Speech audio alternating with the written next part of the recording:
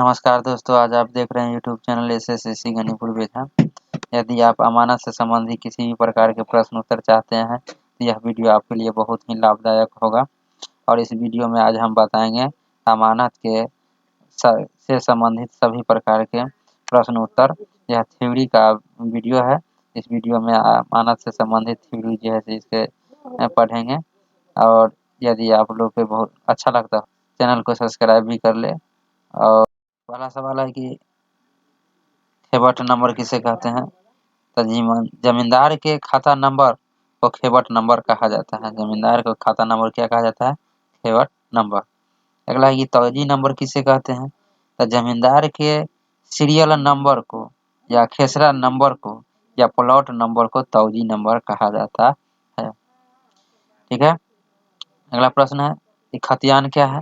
तो खतियान जो जमीन अपने पूर्वज के नाम से खतियान में दर्ज रहते हैं उसे खतियान कहा जाता है। समझ में आ गया? आगे है कि खतियान नंबर क्या है? तो खतियान को कई भागों में विभाजित करना किया जाता है, उसे खाता नंबर कहा जाता है। गुनिया और राइट एंगल में अंतर बताना है। तो यहाँ पर गुनिया जो है, गुनिया और राइट एंगल के बनावट में विभिन्न प्रकार के अंतर भी पाया जाता है, जबकि दोनों से यानी गुनिया और राइट एंगल दोनों से समकोण बनाने का ही काम किया जाता है। परंतु फर्क इतना ही है कि गुनिया से कागज पर समकोण बनाया जाता है, जबकि राइट एंगल से जमीन पर समकोण बनाने का काम किया जाता है। तो इस गुनिया और राइट एंगल में इतना ही का फर्क है कि गुनिया जो है वह सिर्फ कागज या नक्शा पर ही जो है नक्शा देखने या उसका चौड़ाई लंबाई नापने के लिए किया जाता है उसको उपयोग, लेकिन राइट एंगल जो है जमीन पर नापने के लिए इसका उपयोग किया जाता है। आगे है खेत किसे कहते हैं? तो खेत वह क्षेत्र है जिस पर एक या एक से अधिक व्यक्ति एक साथ जो है अलग अलग कब्जा करते हैं, उसे खेत कहा जाता है। ठीक है। अगला सवाल है कि सर्वे की आवश्यकता क्यों पड़ी? इसका विवरण लिखें। तो यह इस सवाल का जो है आंसर बहुत ही लंबा होगा, आप लोग थोड़ा ठीक मिजाज से समझिएगा। इसमें जो लिखा हुआ है बहुत लंबा आंसर है, लेकिन इसमें टेंशन लेने की बात नहीं है। और इतना जितना लंबा लिखा हुआ है उतना भी पढ़ने की भी कोई जरूरी नहीं है, सिर्फ थोड़ा सा माइंड जो है लगा लीजिए। भारतीय इतिहास में ऐसा माना जाता है कि अकबर से पहले जितना भी राजा हमारे देश में हुए उन सभी राजाओं के पास अपने जमीन का क्षेत्रफल का कोई हिसाब किताब नहीं था, और उस हिसाब किताब न होने के कारण उसे टैक्स वसूल करने में बहुत कठिनाइयाँ होता था, क्षेत्रफल के सीमा बनाने में बहुत कठिनाइयाँ होता था, तथा जमीन से संबंधित सभी प्रकार की कठिनाइयाँ उसे होता था। और उसके बाद उस मोहल्ले में उस किले में जो भी जनता था उसके पास अस्थायी जमीन नहीं था, उसको ये भी जानकारी नहीं था कि हमारे पास कितना जमीन है। और जमीन का बात क्या, उसके ये भी जानकारी उसके नहीं था कि कितना दूर और किस पैमाने से कै हाथ कै गज या कितना मीटर कितना जरीब, ये सब चीज का कोई जानकारी ही नहीं था। और इस मामला को दूर करने के लिए, इस परेशानी को दूर करने के लिए अकबर जो है एक पैमाना जारी किया। पैमाना जारी किया जी, और यह भी बताया कि इसे पैमाना का क्या मतलब है, कितना दूर होगा या कट्ठा, यह सब चीज जो है से अकबर के समय में ही ज्ञात किया गया। और जमींदार को जो है नाम से जमीन के जो है एक बंदोबस्ती सिलसिला जो है चालू करवा दिया। और यह टाइम भी समय जो है अति निर्धारित कर दिया गया, 2 साल 5 साल 10 साल। उसके बाद जो है जमींदार एवं रैयत असंतुष्ट रहते थे और जमीन को काफी उपजाऊ बनाना नहीं चाहते थे, तो उसके लिए भी जो है वहाँ पर सोचा गया कि जमींदार को अपना नाम से जमीन न होने के कारण वह जो है जमीन में बढ़िया मेहनत नहीं करते थे, इससे उपजा में बहुत कमी होता था। और उस सब चीज को ठीक करने के लिए जो है जो अस्थायी बंदोबस्त लागू कर दिया, जिससे जो है जमींदार को अपना नाम से जमीन हो गया और वो जो है से अधिक उपजाने के शुरू कर लिया। और ये अच्छे ढंग से खेती करने के बाद जो है टैक्स भी मालगुजारी भी जो है सरकार को या राजाओं को देने लगा। उसके बाद अकबर जो है अपने शासनकाल में नवरत्न, जैसे उसका मंत्रिमंडल था जिसका नाम था नवरत्न, जिसमें एक राजस्व विभाग के मंत्री बना जिसका नाम था टोडरमल। और टोडरमल की सहायता से जो है वह पूरे जमीन को अपने जो क्षेत्रफल में जितना उसका राज्य का क्षेत्रफल था उसको जो है सर्वे कराया पहली बार। और सर्वे में यह ज्ञात किया, वो सर्वे जो हुआ उसमें शहरी और ग्रामीण क्षेत्र को जो है से निर्देशित किया गया, इसको कहा जाता है सर्वे। तो सबसे पहले सर्वे जो है अकबर के शासन काल में ही हुआ। और उसी समय अकबर के शासन के बाद अंग्रेज वहां पर पहुंचा। तो अंग्रेज के पहुंचने के बाद जो है अंग्रेज देखा कि पूरे भारत में अलग अलग जगह पर जो है से पैमाना के मान अलग अलग है। तो उस पैमाना को एक करने के लिए पूरे भारत में अलग अलग क्षेत्रों में टैक्स के वसूली करने के लिए सभी को समान रूप से टैक्स वसूली हो, इस कारण से तो सभी जो भी पैमाना था सबको लेकर के सर्वे किया और एक नया जो है उसका माप निर्धारित किया और नया नाम दिया और सबको जो है से बराबर कर दिया। जैसे मान लेते हैं कि सन 1773 ईस्वी में सर्वे का काम प्रारंभ किया गया। 1776 ईस्वी तक चला और इसमें एक सर्वे में 4 इंच बराबर 1 मील और 8 इंच बराबर 1 मील का पैमाना का उपयोग किया गया था। और बता दें कि वहाँ एक और मौजा था, थाना जिला प्राप्त कर सरहदी लाइन तैयार किया गया था और मुख्य चीजों को अंकित किया गया था, जैसे नदी, पहाड़, सड़क इत्यादि ऐसे चीज को जो है अंकित किया गया था पहले सर्वे में। जमींदारी एवं रैयत में कोई परिवर्तन नहीं किया गया था। बंदोबस्ती का सिलसिला 2 साल, 5 साल, 10 साल के लिए ही रहा गया। इसे लोग जो है रेनिवी सर्वे के नाम से समझा जाता है। पुनः सर्वे 1842 ईस्वी में हुआ, जिसका पैमाना 16 इंच बराबर 1 मील पर किया गया और प्रत्येक खेत का नक्शा भी तैयार किया गया। पहले सर्वे में जो है शहरी और ग्रामीण क्षेत्र को निर्देशित किया गया। मुख्य चीजों को निर्देशित, जैसे मंदिर हो गया, मस्जिद हो गया, सड़क हो गया, कुआं हो गया, इस सब चीज को जो है निर्देशित किया गया था, लेकिन जो है प्लॉट का निर्देशित नक्शा नहीं किया गया था।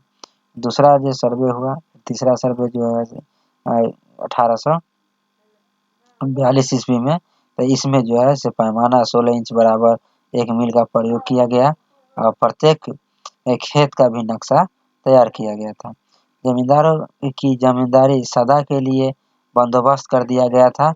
राजा बहादुर ने यह घोषणा कर दिया कि सर्वे 20 साल या 30 साल के अंतराल पर करना होगा और सरकार जब चाहेगी तब वह रैयत के लिए नियम बना सकता है। तब जा करके जो है से यह अस्थायी बंदोबस्त हुआ और सर्वे जो है से प्रक्रिया पूर्ण हुआ। इसी तरह बार जो है से कई बार भारत में जो है जमीन का सर्वे किया गया और उसी सर्वे के आधार पर आज भी हमारा देश चलते आ रहा है। आगे है अगला सवाल कि खानपुरी किसे कहते हैं। तो प्रत्येक किसान के प्रत्येक खेसरा का सारा विवरण निकालकर जिस कागजात में दर्ज किया जाता है उसे खानपुरी कहते हैं। मतलब प्रत्येक किसान के पास जो जमीन होता है उसका नंबर या विवरण उसके पास रहता है, कागजात उसके पास रहता है। तो सारा विवरण जो है निकाल कर जिस कागजात में दर्ज किया जाता है उसे खानपुरी कहा जाता है। या किश्तवार में तैयार नक्शे में सिलसिलेवार नंबर देने तथा खेसरा के खाने को पूर्ति करना ही खानपुरी कहलाता है। खानपुरी करते समय किन किन बातों को ध्यान देना चाहिए, यहाँ बताते हैं कि खानपुरी करते समय बहुत ऐसे बात होता है जिसको ध्यान रखना चाहिए। यदि ध्यान में अगर आप नहीं रखते हैं तो बहुत ही कठिनाइयों का सामना करना पड़ जाएगा और सर्वे में थोड़ा सा भी मिस हो जाएगा तो बहुत ही परेशानी हो जाएगा। जमींदारों की जमीन जो है से गड़बड़ हो जाएगा तो वहाँ भी परेशानी उत्पन्न होगा। इसलिए बहुत चीज़ को सावधानी बरतना पड़ता है। खानपुरी करते समय अमीन निम्नलिखित बातों को ध्यान में अपने रखता है, जैसे खाता नंबर, खातेदार व्यक्ति का नाम एवं हिस्सेदारों का वर्णन, खेसरा, रकबा, चौहद्दी, जमीन लगान आदि बातों को कागजात में दर्ज करते हैं तथा खानपुरी का कार्य करते समय भूमापक गण अपने साथ किश्तवाड़ एवं पैमाश द्वारा बनाया हुआ नक्शा अपने साथ में रखते हैं। अगला पॉइंट है, नक्शा में उत्तर पश्चिम कोण से नंबरिंग करते हुए दक्षिण पूर्व कोण की ओर समाप्त करना चाहिए। नंबर का सिरा भी उत्तर में ही रहना चाहिए। अगर नंबर का सिरा भी उत्तर में रखने से किसी प्लॉट में नंबर न पड़े तो ऐसे हालात में पश्चिम में भी रखा जा सकता है। और अगला पॉइंट है कि नंबर का सिलसिला एक सा ही रहना चाहिए। ध्यान रहे कि नंबर छूट न पाए। अगला पॉइंट है, नंबर भुजा के बल से देना चाहिए, कोण के बल से देना नहीं चाहिए या कुदान नहीं देना चाहिए। अगला पॉइंट है कि जो प्लॉट इतना छोटा हो कि उसका नंबर उसमें न अट सके तो उसे उसमें बिंदु देकर उसके अगले वाले दूसरे प्लॉट में नंबर देकर उस बिंदु के चिन्ह दे देना चाहिए, जैसा कि यहाँ पर आप प्लॉट में देख रहे हैं। अगला सवाल है कि छूटे हुए प्लॉट में बट्टा नंबर दे दिया जाना चाहिए, जिससे के वास्ते हाशिए पर लिखा जाएगा, पर नक्शा में नंबर पर बट्टा का चिन्ह दे दिया जाएगा। अगला पॉइंट है कि जब कोई प्लॉट में दो हिस्सा में बांटा गया हो तो जिस सीट में बड़ा नक्शा होगा उसी में नंबर दिया जाएगा। अगला पॉइंट है कि बड़े जंगल, रेलवे लाइन, सड़क, नदी, रास्ता, नाला, आहार और बहुत बड़ा प्लॉट पड़ने से अगर नंबर कुदान पड़ता है तो दोनों नंबर कुदान नहीं माना जाएगा। आप समझ रहे होंगे कि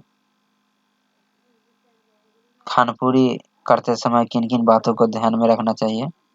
इन सभी जो भी बात हम इस वीडियो में आपको यहाँ पर पढ़ करके सुनाए हैं या बताए हैं, इसको बार बार वीडियो को देख देख करके इसको याद कर लीजिए और याद रहने के बाद यह सब बात जो है सदा के लिए काम में आता है। यदि आप लोग को यह वीडियो अच्छा लगता होगा तो इस चैनल को सब्सक्राइब जरूर कर लें, शेयर भी करें और कमेंट्स भी करें।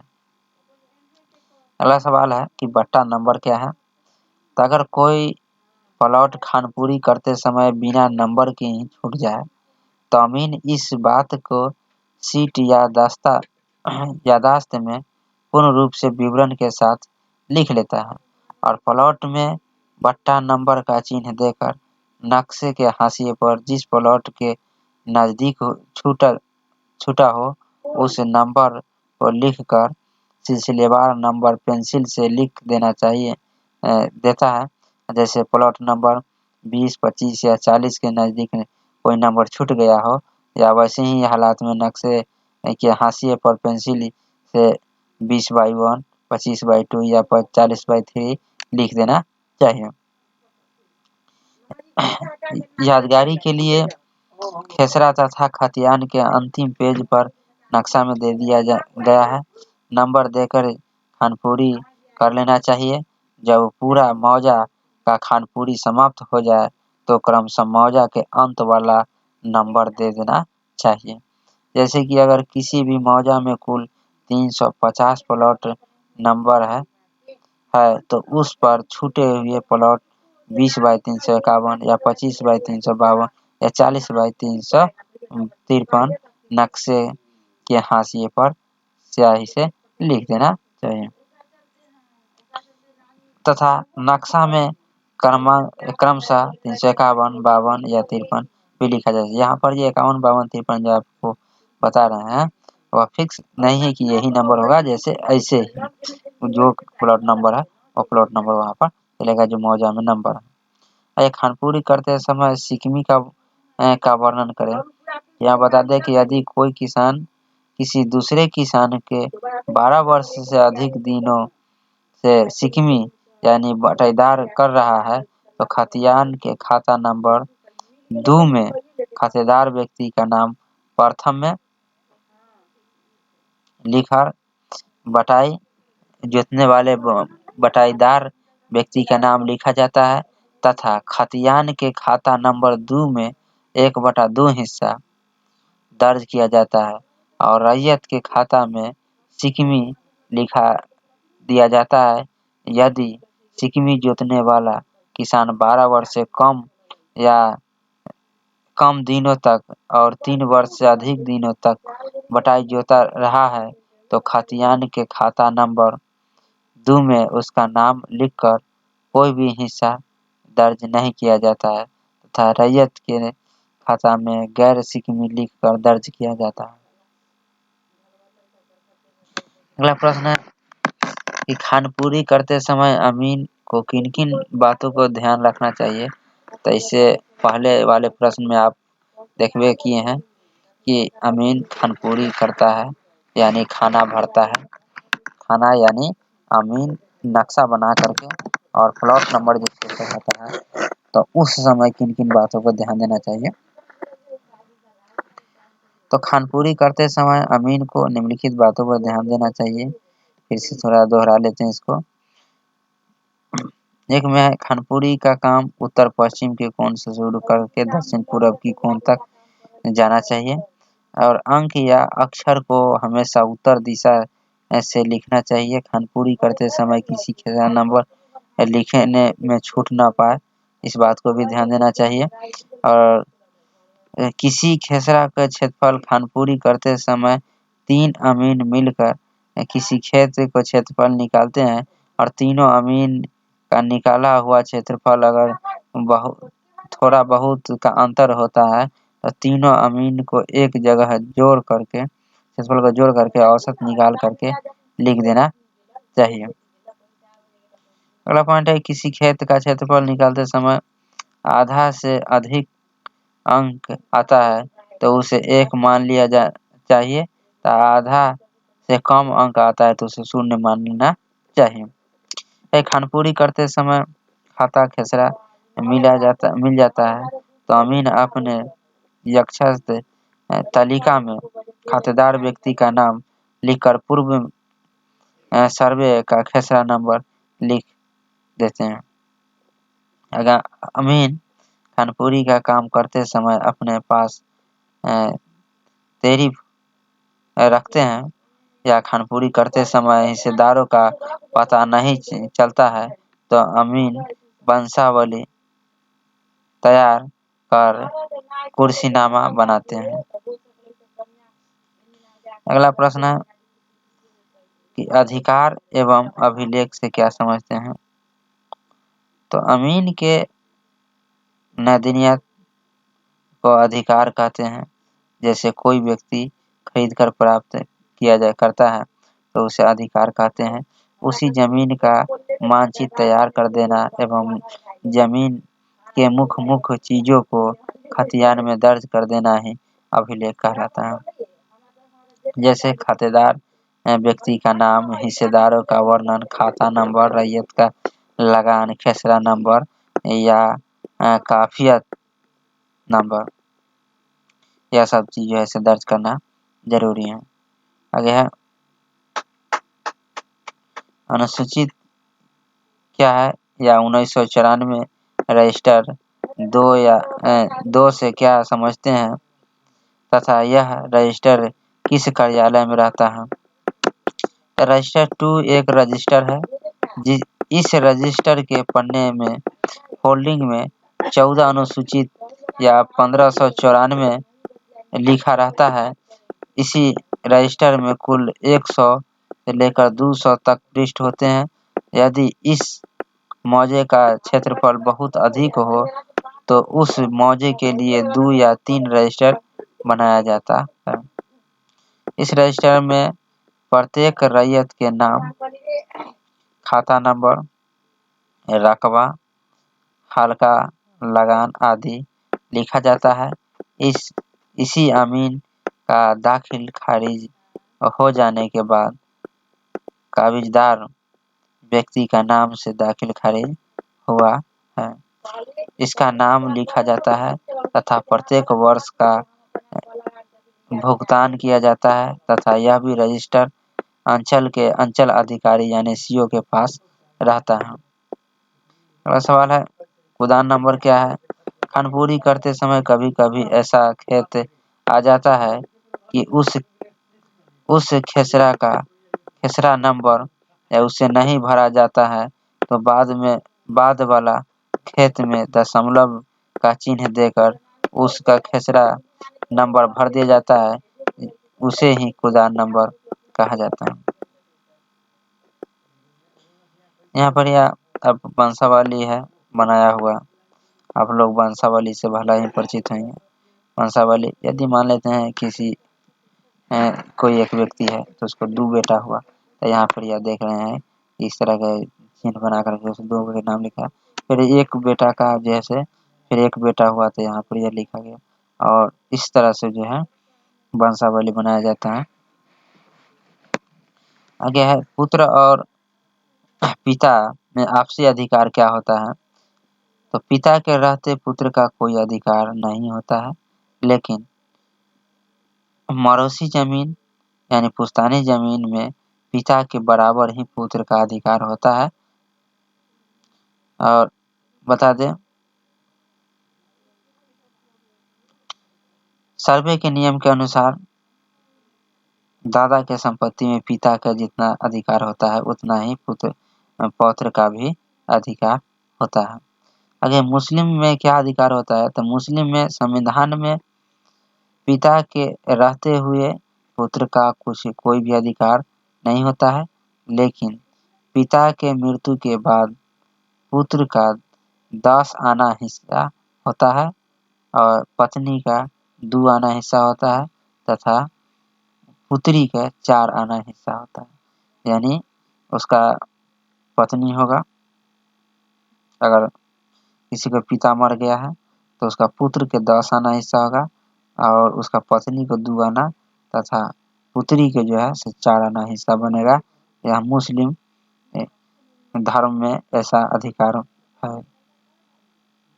आगे हिंदू संविधान में के अनुसार भाई बहन का क्या अधिकार है? तो हिंदू संविधान के अनुसार भाई बहन का बराबर हिस्सा होता है। आगे 1956 ईस्वी से पहले हिंदू विधवा का क्या अधिकार था? तो 1956 ईस्वी से पहले हिंदू विधवा का सिर्फ इतना ही अधिकार था, जैसे हल्का कपड़ा पहनना, खाना, और इसके अलावा कोई भी अधिकार नहीं था। हिंदू में जो विधवा थी उसका जीवन यापन करने के लिए सिर्फ खाना कपड़ा से अधिक कोई भी अधिकार नहीं था, जबकि 1956 ईस्वी के बाद सरकार ऐसे कानून बनाए जिससे पति को मर जाने के बाद वह पति का जो जमीन का हिस्सा है उसका अधिकार उस विधवा औरत का भी प्राप्त हो जाता है। वह अपना जमीन बंटवारा करा सकती है या आवश्यकता पड़ने पर उसके बेच भी सकता है। आगे है तस्दीक एवं बुआरात से आप क्या समझते हैं? तस्दीक उर्दू शब्द है, हिंदी में इसका अर्थ होता है जांच पड़ताल।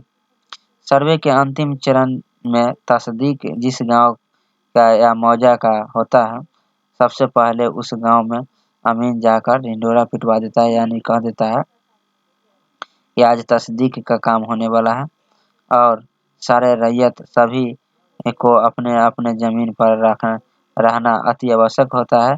तस्दीक के कार्य में भूमापकगण अपने साथ किश्तवार एवं पैमाश द्वारा बनाया हुआ नक्शा तथा खानपुरी के द्वारा बनाया हुआ खतियान के साथ रहते हैं और प्रत्येक जमीन पर जाकर उस जमीन की खतियान का वर्णन भी रैयत को जोर-जोर से पढ़ करके सुनाते हैं।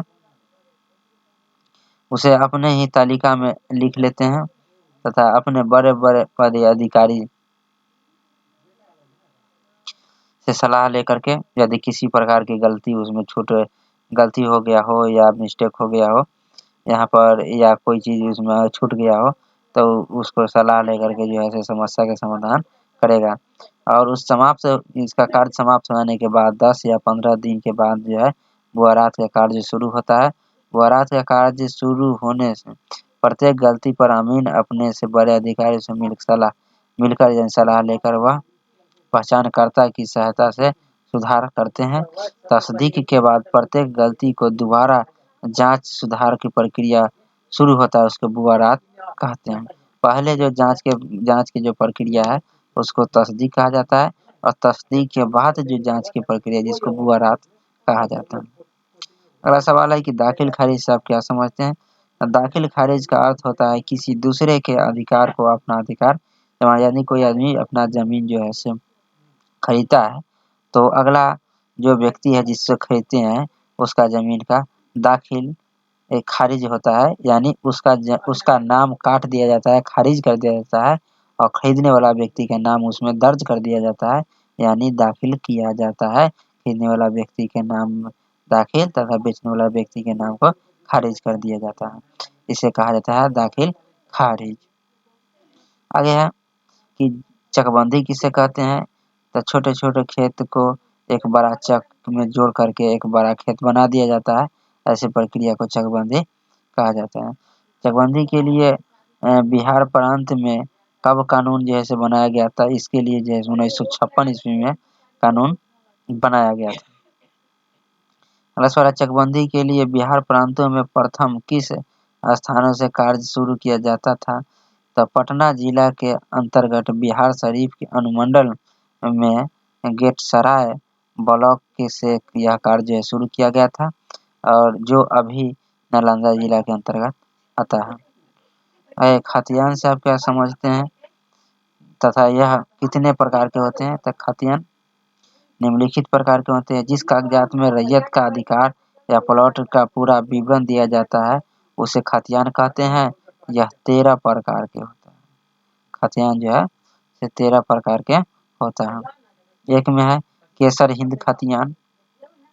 जो जमीन सरकार के कब्जा में रहता है उस जमीन का खतियान जो तैयार किया जाता है जिसे कहते हैं केसर हिंद खतियान। आगे है जिला बोर्ड खतियान क्या है?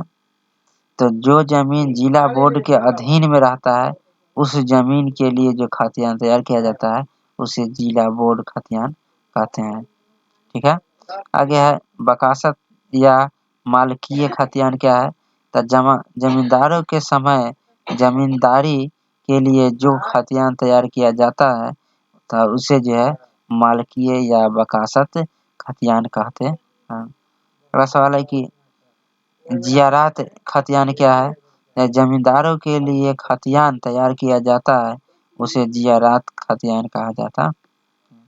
5वां है गैर मजरूआ आम खतियान क्या है?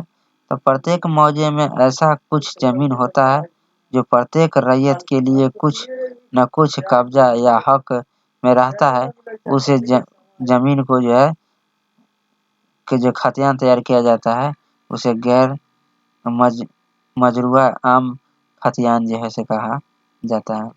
अब सवाल है कि गैर मजरूआ खास खतियान क्या है? तो जमींदारों के समय में कुछ ऐसा प्रति जमीन रहता था जो जमींदारों की अपनी संपत्ति मानी जाती है, उस तरह के जमीन के लिए जैसे खतियान और किए जाते हैं उसे जो है गैर मजरूआ जमीन या खतियान कहा जाता है। सवाल है मुस्तबाही खतियान क्या है? मुस्तबाह खतियान का अर्थ होता है बेनामी।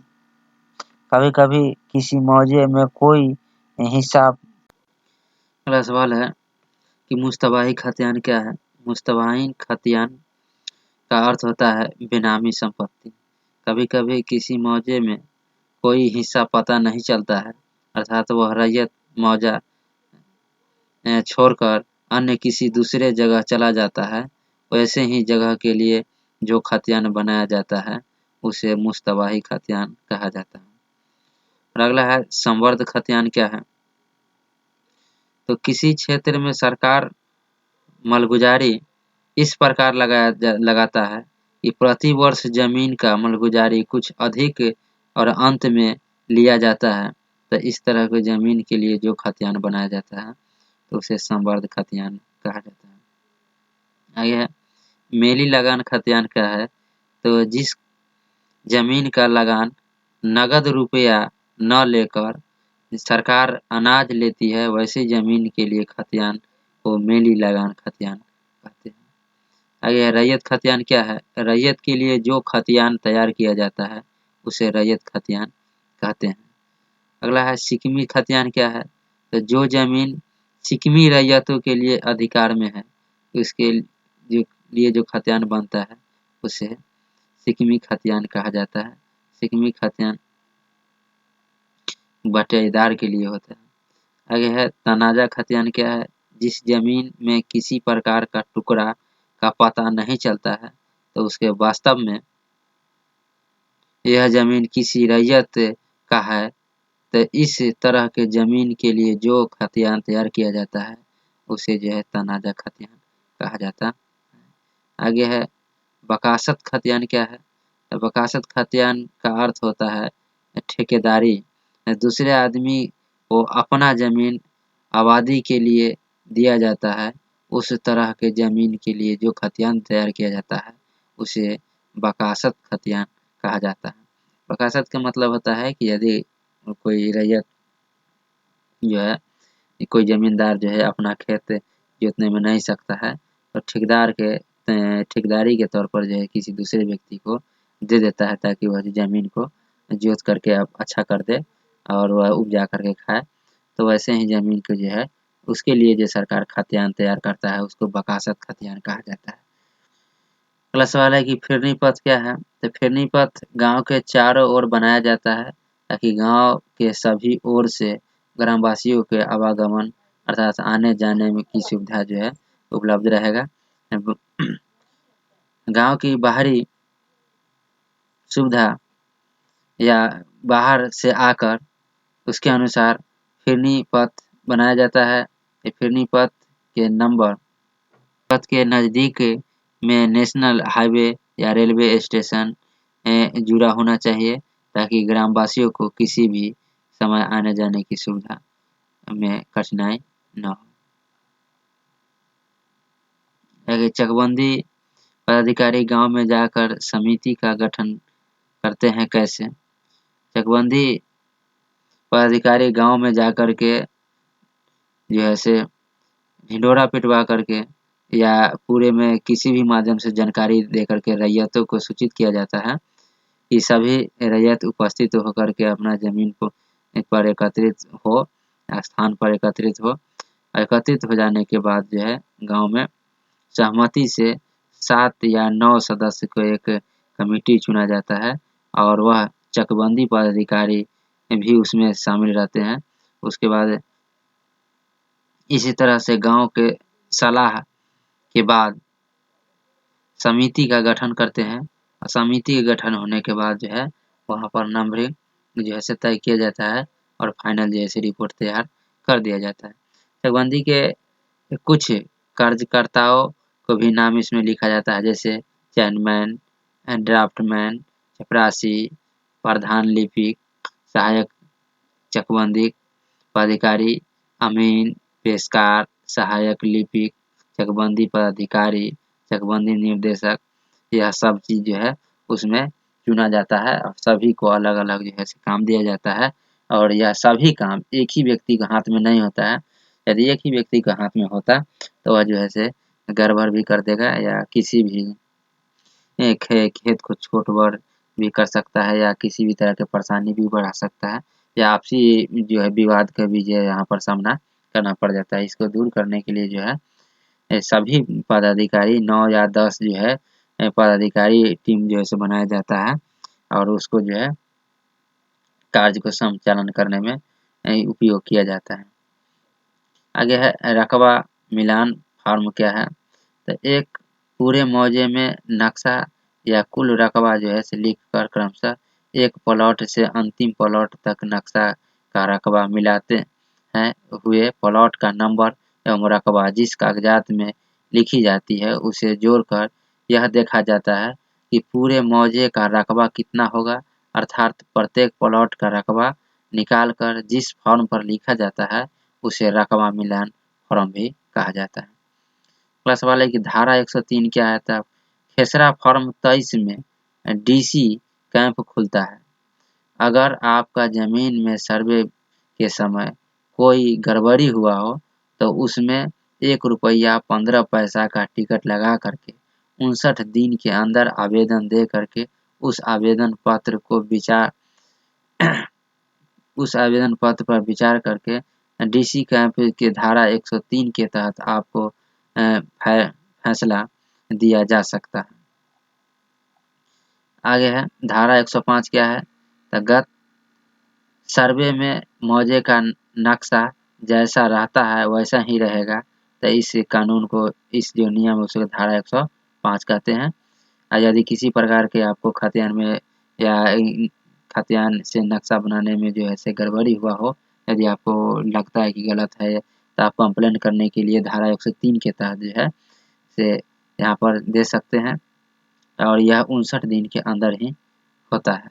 इसमें 1 रुपया 15 पैसा का टिकट भी लगता है, फॉर्म भर करके आप जमा कर सकते हैं। आगे है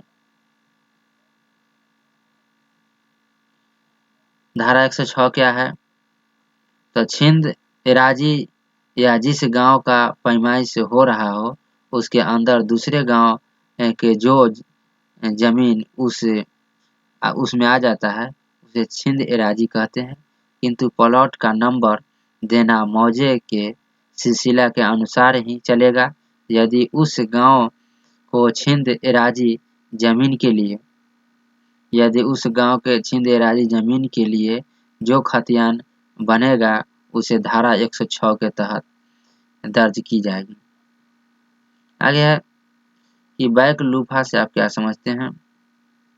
बैंक लूफा, यदि कोई आदमी अपना किसी भी प्रकार का जमीन किसी दूसरे के नाम से रजिस्ट्री कर देता है।